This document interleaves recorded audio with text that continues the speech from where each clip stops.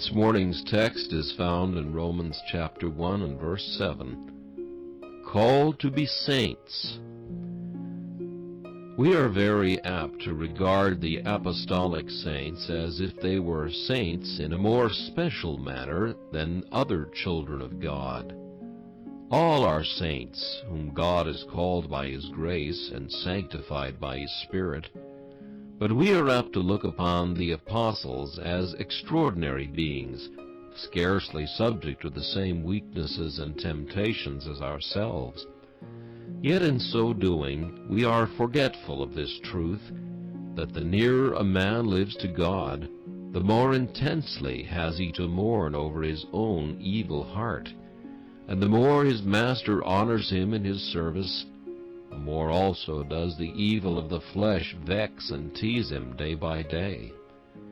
The fact is, if we had seen the Apostle Paul, we should have thought him remarkably like the rest of the chosen family.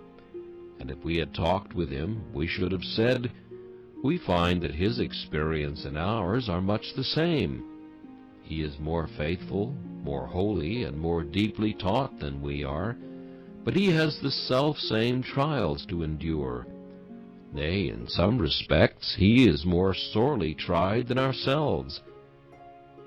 Do not then look upon the ancient saints as being exempt either from infirmities or sins, and do not regard them with that mystic reverence which will almost make us idolaters.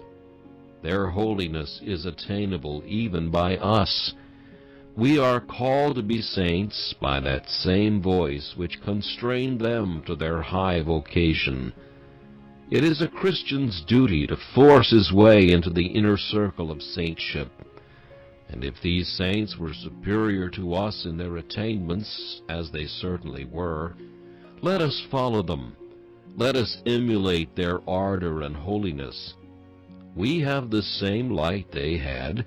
The same grace is accessible to us, and why should we rest satisfied until we have equaled them in heavenly character? They lived with Jesus.